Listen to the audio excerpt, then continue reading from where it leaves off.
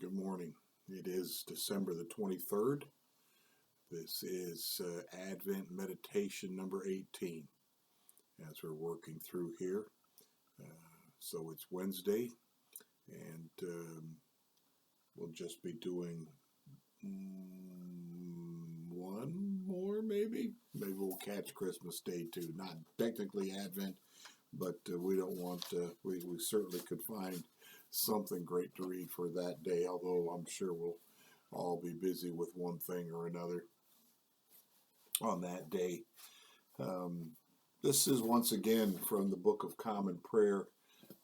They start out the whole month of December with these kinds of meditational readings, and I've enjoyed many of them.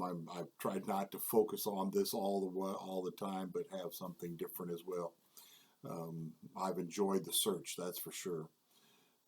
So this one today is about John of the Cross. John of the Cross lived from 1542 to 1591, so a short lifespan. Born into poverty in 16th century Spain, Juan de la Cruz joined the Carmelite order at the age of 21.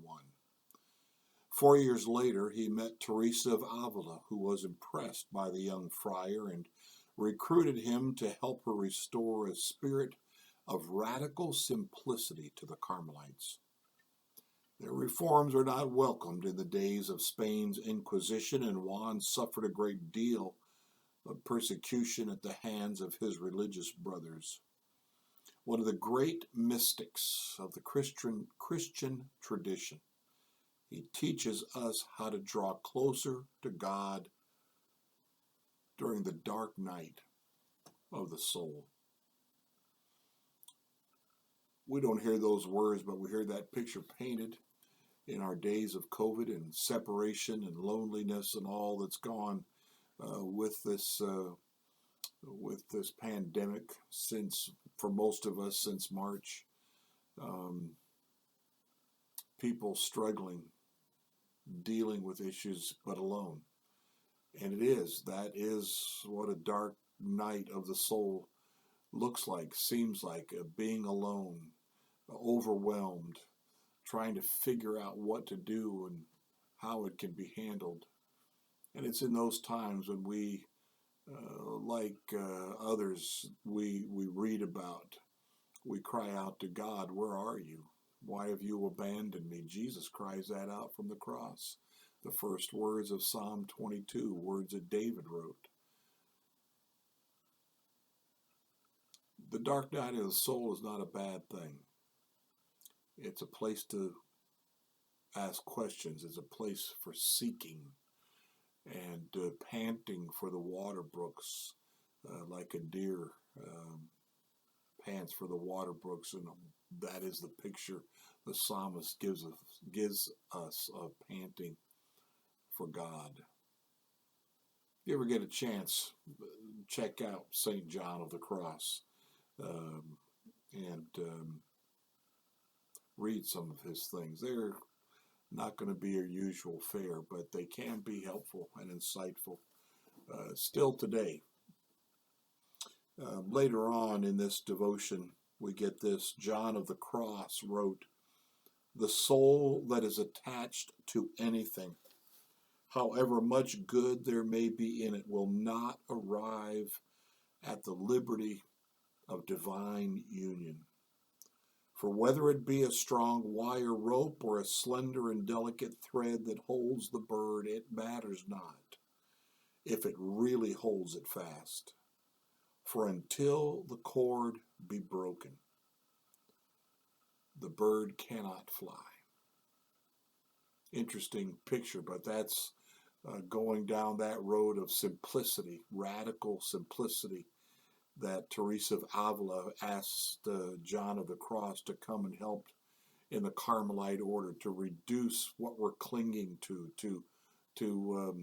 not allow things to hold us fast.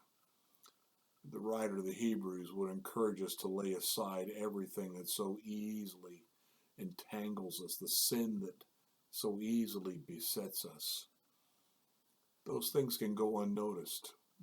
It may be a reality in our lives, but we've grown accustomed to it. We've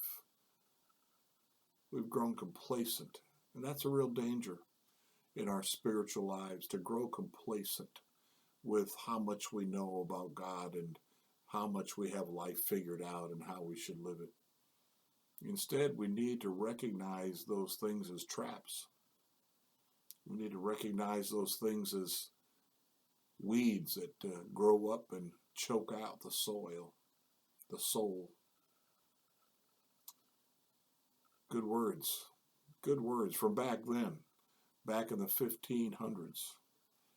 Christians have struggled with these kinds of things forever because we're human and because we're weak and because we need God's help in all things. Let's be serious in asking the Lord, what is it in my life, God, that crowds you out? What is it that's keeping me from walking this walk of faith, but not to its fullest? What keeps me from seeing you, God? What keeps me from entering into the depths of all that you provide for me, all the spiritual blessings in the heavenly places in Christ? It's a discipline we need, every Christian needs.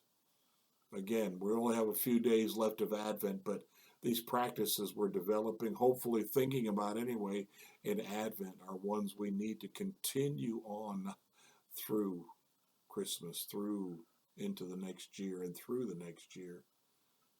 What is it that holds me back? What is it that has skewed my thinking and keeps it from pursuing the greatest, the perfect will of God?